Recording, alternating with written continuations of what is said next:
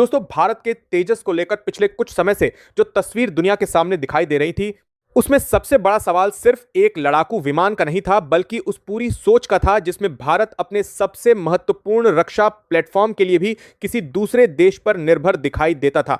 विमान की बॉडी भारत में तैयार हो सकती है, उसका रडार भारत में लगाया जा सकता है, एवियोनिक्स भारत में विकसित हो सकते हैं, हथियारों को भारत के हिसाब से एकीकृत किया जा सकता है।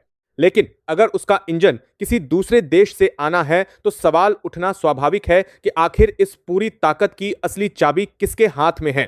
यही वह सवाल है जिसने भारत को पिछले कई दशकों में बार बार परेशान किया है, और यही वह सवाल है जिसके जवाब की तलाश में भारत ने एक ऐसा सफर शुरू किया जिसकी कहानी सिर्फ कावेरी इंजन की कहानी नहीं है, बल्कि तकनीकी आत्मनिर्भरता की लड़ाई की कहानी है।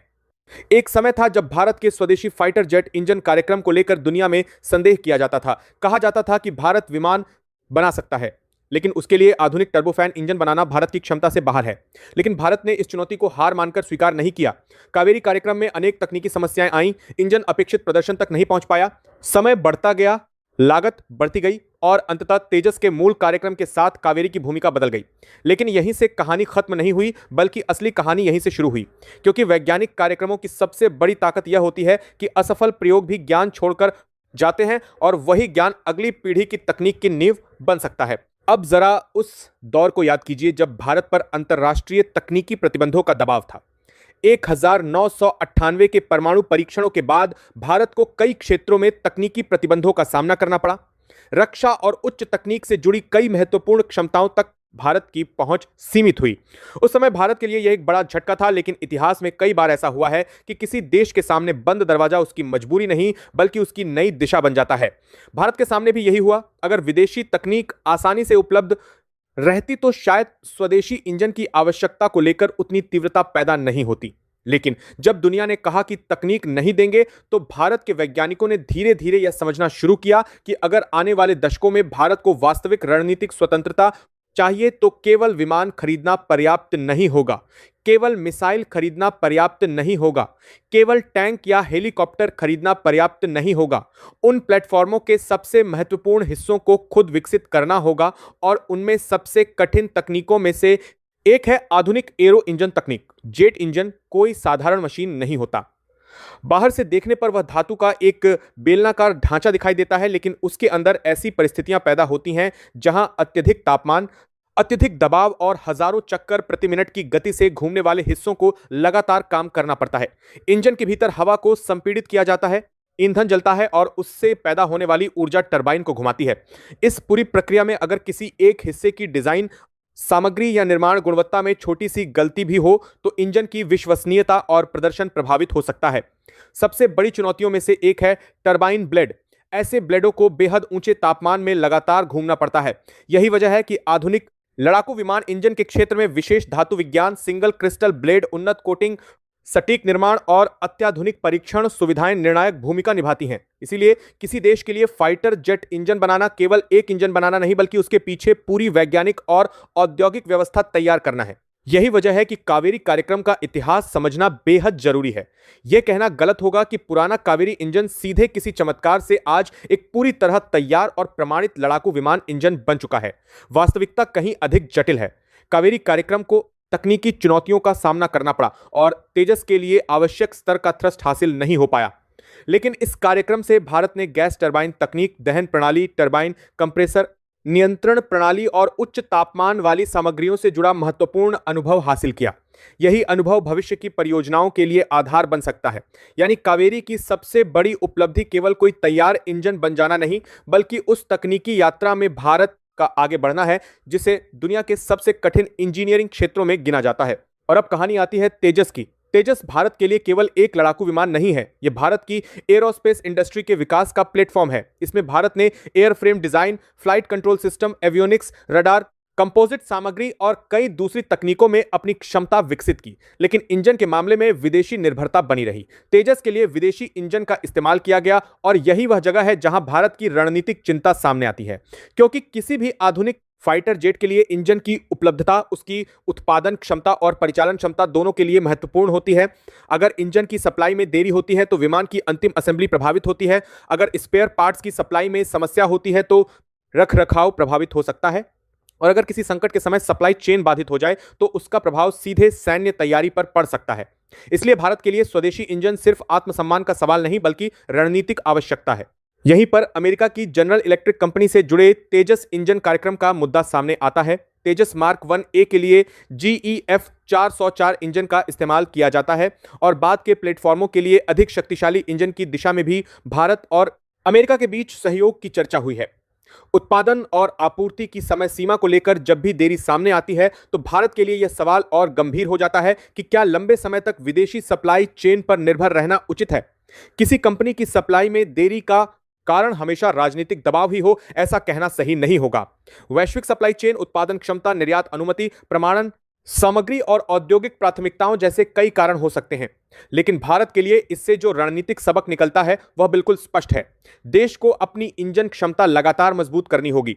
लेकिन दोस्तों, यहां एक और बात समझना जरूरी है। भारत को केवल अमेरिका से ही नहीं बल्कि किसी भी एक देश पर अत्यधिक निर्भरता से बचना होगा। आज अगर अमेरिका तकनीक देता है तो भारत को उससे सहयोग करना चाहिए। अगर रूस से तकनीक या अनुभव मिलता है तो वहां भी सहयोग हो सकता है। फ्रांस, ब्रिटेन, यूरोप और दूसरे देशों के साथ साझेदारी भी महत्वपूर्ण है, लेकिन साझेदारी और निर्भरता में अंतर होता है। साझेदारी में दोनों पक्ष अपनी क्षमता बढ़ाते हैं, निर्भरता में एक पक्ष दूसरे की सप्लाई पर मजबूर हो जाता है। भारत की रणनीति ऐसी होनी चाहिए कि विदेशी सहयोग का इस्तेमाल अपनी क्षमता बढ़ाने के लिए किया जाए, अपनी क्षमता को खत्म करने के लिए नहीं।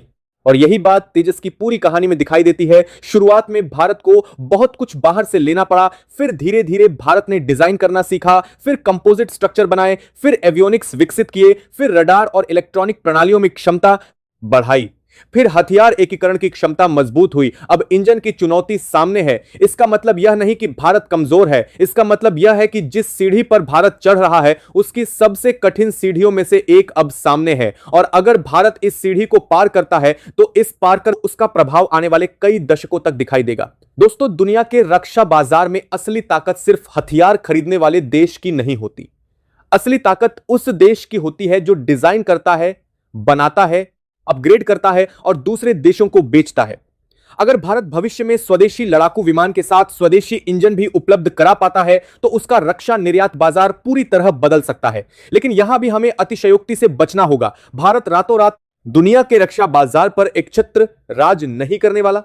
अमेरिका, फ्रांस, रूस, चीन और कई अन्य देशों के पास दशकों की औद्योगिक क्षमता है। भारत को भी लंबे समय तक लगातार निवेश और तकनीकी सुधार करना होगा। लेकिन आज जो सबसे महत्वपूर्ण बदलाव दिखाई देता है वह यह है कि भारत अब केवल खरीदार बने रहने के मॉडल से बाहर निकलकर निर्माता और संभावित निर्यातक बनने की दिशा में बढ़ रहा है।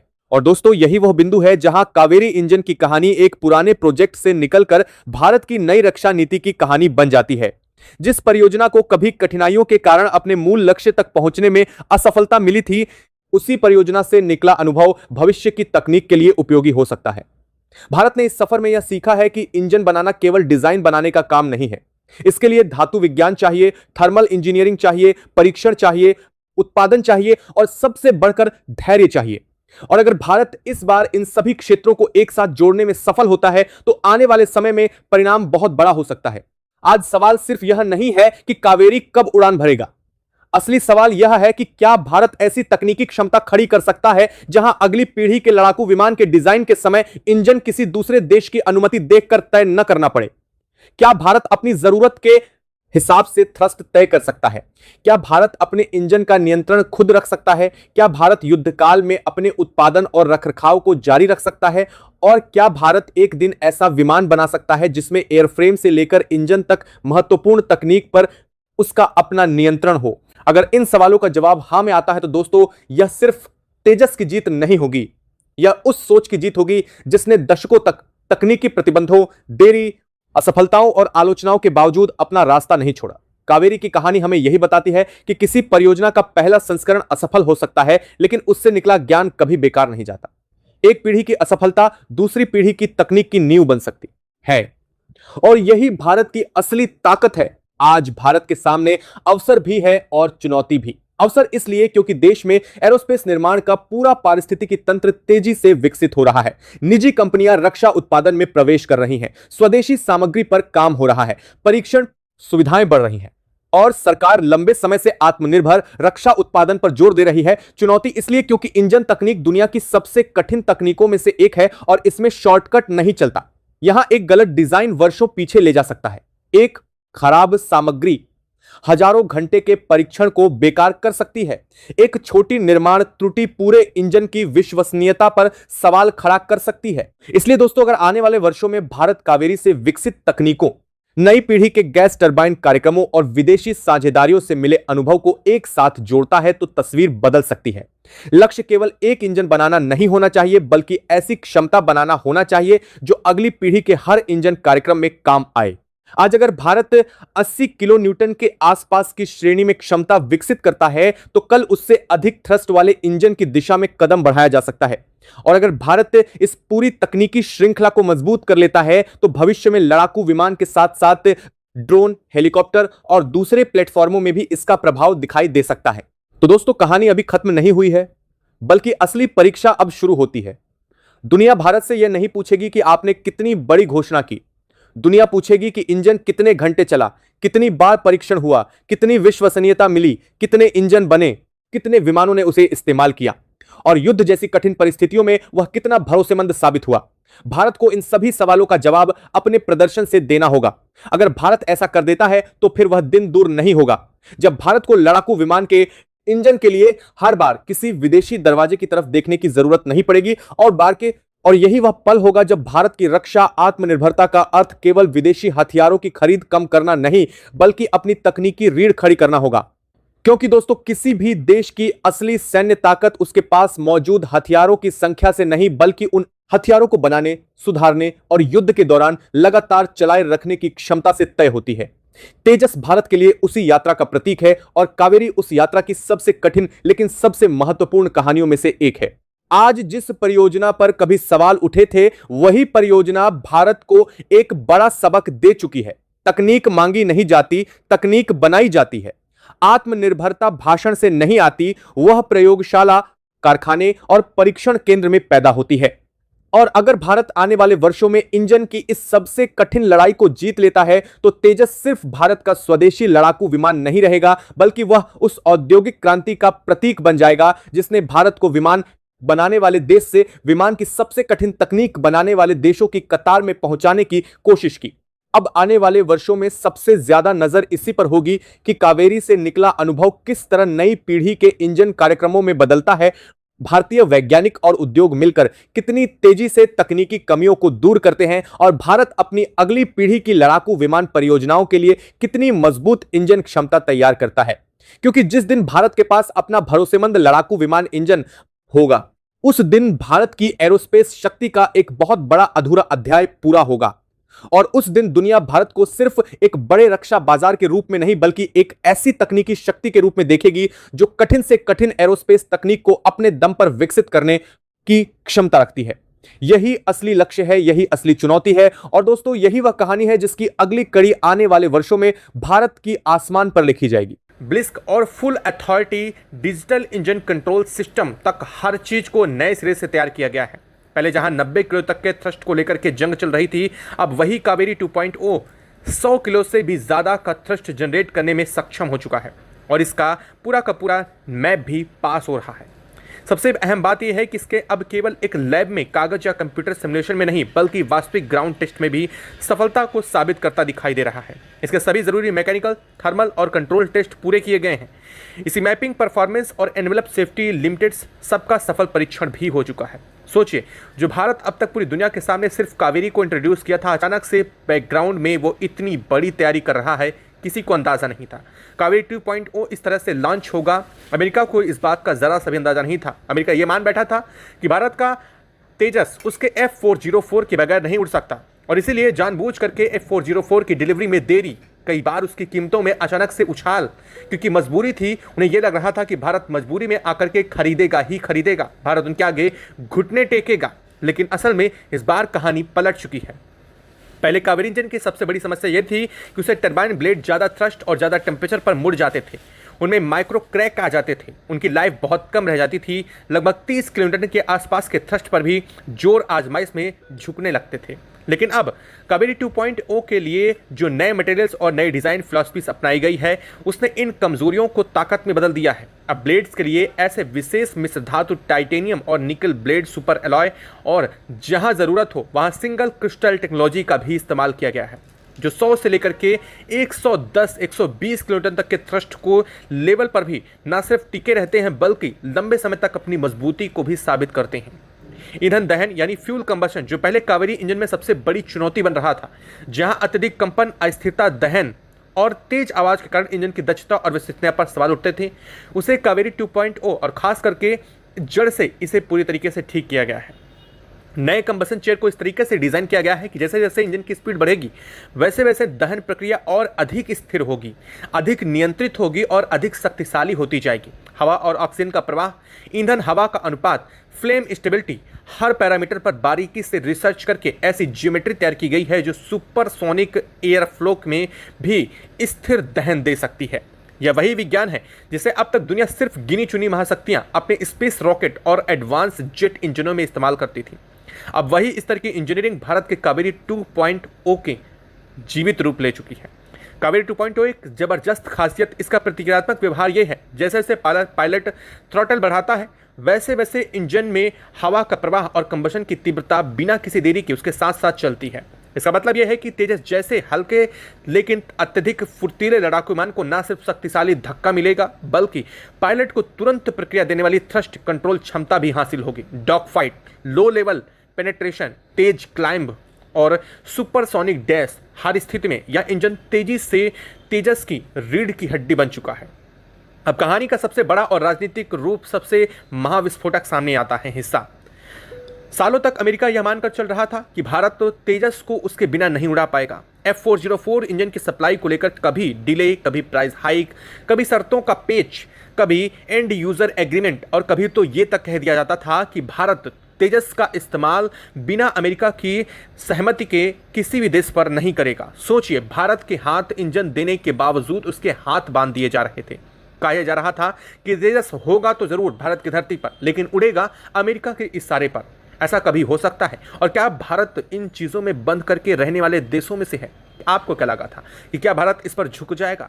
भारत ने जब जब अधिक ईंधन की मांग की तब तक वाशिंगटन ने अपने भू राजनीतिक हितों का वास्ता देकर के कभी पाकिस्तान, कभी चीन, कभी रूस के बहाने इंजन की डिलीवरी को टालने की कोशिश करी।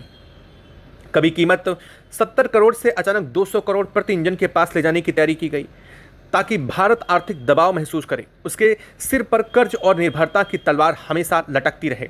अमेरिका का असली खेल यह था कि भारत कभी अपना फाइटर जेट इंजन अपने दम पर खड़ा कर ही ना पाए, क्योंकि जैसे ही कोई विकासशील देश, खासकर भारत जैसा बड़ा बाजार, अपना इंजन खुद बना लेगा, उसके बाद ना तो वह स्पेयर पार्ट्स के लिए अमेरिका के आगे हाथ फैलाएगा, ना ही विदेशों पर मेंटेनेंस के लिए डिपेंड रहेगा और ना ही उनकी दया पर झुकेगा और ना ही अपग्रेडेड के नाम पर अरबों डॉलर खर्च करने को मजबूर होगा। लेकिन कावेरी 2.0 की धमाकेदार सफलता ने इस पूरे खेल की जड़ को ही अब काट दिया है। भारत ने साफ साफ संकेत दे दिए हैं कि आने वाले समय में तेजस के किसी भी नए लड़ाकू विमान में अमेरिकी F404 इंजन नहीं देखने को मिलेगा। यह निर्णय सिर्फ एक कमर्शियल डील रद्द करने भर का फैसला नहीं है, बल्कि भारत की रणनीतिक मानसिकता में आए बड़े बदलाव का संकेत है। इसका मतलब यह है कि अमेरिका से की गई वो डील जो भारत हमेशा के लिए तकनीकी निर्भरता की जंजीर बनाने की उम्मीद कर रहा था, भारत ने एक झटके में तोड़ करके फेंक दिया है। अब आने वाले समय में भारत को F404 की जरूरत ही नहीं है, ना ही तकनीकी रूप से और ना ही सामरिक रूप से। इस बीच इस पूरी दुनिया में एक और बड़े नाम देश की एंट्री सामने आ चुकी है। जी हाँ, एक ऐसे कंपनी की, एक ऐसे विश्वास की एंट्री आई है जिसका नाम है टाटा।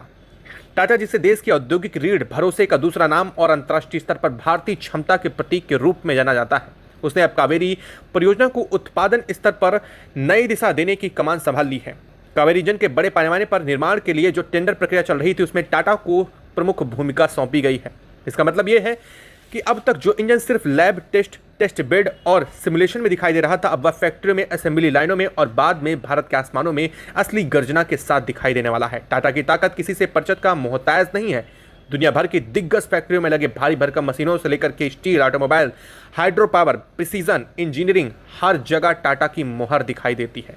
विदेशों में जब भी कोई बड़ा औद्योगिक प्रोजेक्ट, पुल, बंदरगाह, मेट्रो, ऑटो सिस्टम या फिर हाईटेक कंपोनेंट की बात होती है तो वहाँ टाटा स्टील, टाटा और टाटा एडवांस सिस्टम या फिर उनकी सहायक कंपनियों का नाम किसी न किसी रूप में सामने जरूर देखने को मिलता है।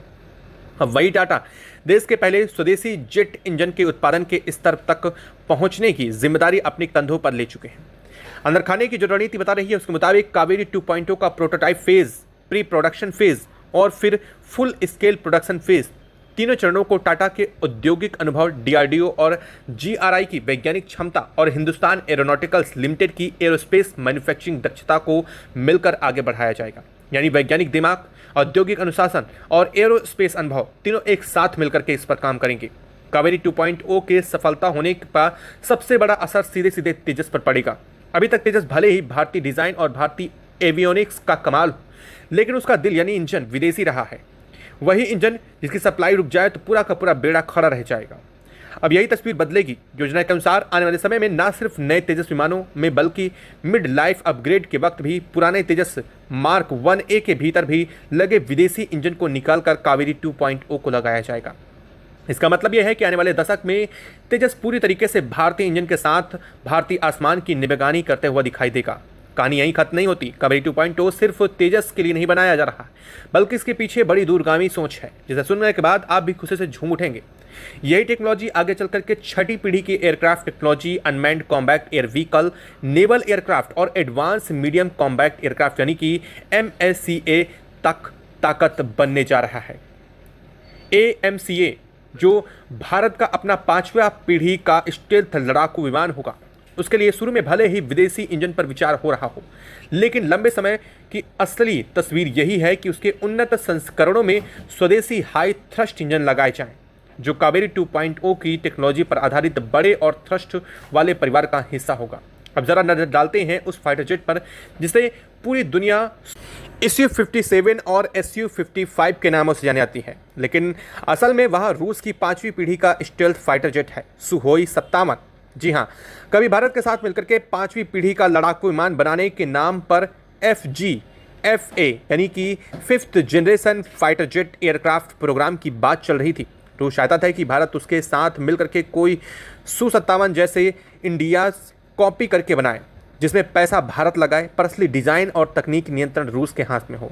शुरुआत में यह प्रस्ताव आकर्षक लगा, लेकिन जैसे जैसे जानकारी सामने आती गई, भारत ने पाया कि सुखोई 57 की स्टेल्थ क्षमता, उसका इंजन और उसका एवियोनिक्स पश्चिमी और भविष्य की ज़रूरतों के मानकों पर कई सवालों के घेरे में है। सबसे बड़ी बात है, यह पूरी तरीके से स्टेल्थ नहीं है। भारत ने धीरे धीरे साफ कर दिया कि वह किसी ऐसे प्रोजेक्ट में फंसना नहीं चाहता जहां वह अरबों डॉलर लगाकर भी अंत में किसी और देश की बनाई टेक्नोलॉजी का सिर्फ ग्राहक मित्र बनकर के रह जाए। यही वजह है कि सुखोई 57 को लेकर के बड़े पैमाने पर खरीद या उसके संयुक्त प्रोग्राम में गहराई तक जाने की बात ठंडी पड़ती गई। आज की स्थिति यह है कि यदि भविष्य में रूस के साथ किसी तरीके की सीमित सहयोग होता है तो वह विशेष तकनीकी या अनुभव हासिल करने तक ही सीमित रहने की संभावना ज़्यादा है, न कि पूरी वायुसेना की रीढ़ बनाने के लिए। दूसरी तरफ भारत ने जो रास्ता चुना है वह कहीं मुश्किल जरूर था, लेकिन सम्मानजनक भी उतना ही। AMCA यानी कि M का जो भारत के अपने दम पर विकसित करने के लिए भारत पूरे कदम के साथ आगे बढ़ रहा है, उसके इंजन के लिए किसी पर आंख मूंद पर भारत निर्भर नहीं होगा। कावेरी 2.0 की सफलता ने इस रास्ते को सीधे मजबूती दे दी है। अब जब कोई विदेशी कंपनी, चाहे वो फ्रांस की सैफ्रॉन हो या फिर कोई और, भारत के साथ इंजन विकास के लिए मेज पर बैठती है तो भारत की तरफ से शर्तें पहले साफ, कड़ी और आत्मविश्वास से ज़्यादा भरी हैं। 100% टेक्नोलॉजी ट्रांसफर, डिज़ाइन डेटा, स्रोत कोड और साथ ही साथ हॉट सेक्शन मटेरियल IPR और साथ ही भविष्य में किसी तरीके का निर्यात प्रतिबंध नहीं। भारत की आवाज़ अब इसलिए दमदार है क्योंकि उसके पास अपना कावेरी 2.0 जैसा विकल्प मौजूद है। अगर कोई विदेशी कंपनी भारत की शर्तें मानने को तैयार नहीं है तो भारत अब उसकी ओर ताकते रहने को मजबूर नहीं है। वह अपने इंजन पर काम जारी रख सकता है, उसकी क्षमताओं को और बढ़ा सकता है, उसका नया परिवार तैयार कर सकता है और अंत में अपने M का और आने वाली पीढ़ी के विमानों को पूरी तरीके से स्वदेशी इंजन से लैस भी कर सकता है। इस पूरे घटनाक्रम ने वैश्विक भू राजनीति में हलचल मचा दी है। जो देश 1998 के परमाणु पोखरण परिवार के बाद भारत पर हंसते रहे थे, उस पर प्रतिबंध लगा करके भारत के तकनीक के दरवाजे को हमेशा के लिए बंद बांध करके बैठे थे। भारत कभी भी उच्च प्रदर्शन वाले जेट इंजन की दुनिया में कदम नहीं रख पाएगा। आज वही देश भारत के साथ इंजन तकनीकी साझा करने को, संयुक्त विकास और संयुक्त निर्माण के लिए लाइन में खड़े हैं। फर्क सिर्फ इतना है कि तब भारत उनके दरवाजे पर विनम्र मेहमान बनकर खड़ा था और आज वही देश भारत के दरवाजे पर खड़े होकर के भारत की शर्तें सुन रहे हैं। नया भारत अब आंख झुकाकर नहीं बल्कि आंखों में आंखें डाल करके बात करता है।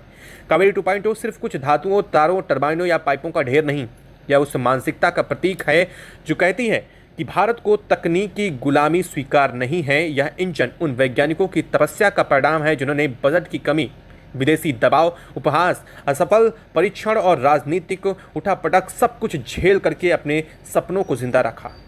यह इंजन उस औद्योगिक ताकत का प्रतीक है जो टाटा, HAL, मिदानी, गोडरेज और ना जाने कितनी भारतीय कंपनियों के रूप में दुनिया भर की फैक्ट्रियों में लोहा मनवा रही हैं। यह इंजन उस सैनिक की ढाल है जो आसमान में देश की सरहदों की रखवाली करता है। अमेरिका जो अब तक F404 जैसे इंजन के दम पर दुनिया भर की वायुसेनाओं को अपने इशारों पर नचाने की कोशिश कर रहा था, आज उसके सामने भारत ने एक बहुत साफ संदेश रख दिया है। अगर तुम तकनीक को हथियार बना करके हमें ब्लैकमेल करोगे तो हम वही तकनीक अपने दम पर बना लेंगे और एक दिन ऐसा आएगा जब तुम्हें हमारे सामने इंजन बेचने के लिए भी चीनी मीठी बातें करनी पड़ेंगी। आज यही खबर कावेरी 2.0 की सफलता, तेजस का नया भविष्य, एमका की नई उड़ान, टाटा की यह औद्योगिक कमान, यह सब मिलकर के सिर्फ एक सुरक्षा समाचार नहीं बन रहे बल्कि एक नए युग की शुरुआत का ऐलान कर चुके हैं। आने वाले समय में जब भी भारतीय तेजस भारतीय आसमान में भारतीय इंजन के साथ गरजेगा, जब एमका की स्टील्थ परछाई दुश्मन की नज़रों से ओझल होते हुए भी उसके रडार कमान और उसकी नींदें चुरा लेगी, तब घातक USV जैसी मानव रहित ताकतें दुनिया भर के सीमाओं में घुस करके बिना देखे अपना काम करके आ जाएंगी। तब दुनिया को समझ आएगा कि कावेरी 2.0 सिर्फ एक इंजन नहीं बल्कि युगांतरकारी मोड़ था। भारत के लिए वो मील का पत्थर था जिसके बाद भारत के लिए रास्ता बेहद आसान है। उस दिन जब भारत दुनिया के उन चुनिंदा देशों की कतार में खड़ा होगा जो शुरू से अंत तक अपने जेट इंजन खुद डिजाइन कर सकते हैं, खुद बना सकते हैं और खुद दुनिया को बेच भी सकते हैं, तब यह सवाल कोई भी नहीं पूछेगा कि कावेरी प्रोजेक्ट पर कुछ साल देरी क्यों हुई, कितने परीक्षण विफल रहे, कितने लोगों ने मजाक बनाया। तब सिर्फ एक बात याद रखी जाएगी कि भारत ने हार नहीं मानी, रुकना नहीं सीखा और तकनीकी गुलामी को नियति माने से इंकार करते हुए कावेरी 2.0 का वो चरण इस वक्त भारत ने साफ कर दिया है जो पूरी दुनिया को आने वाले भविष्य में अपने आगे झुकाने के लिए पूरी तरीके से तैयार है।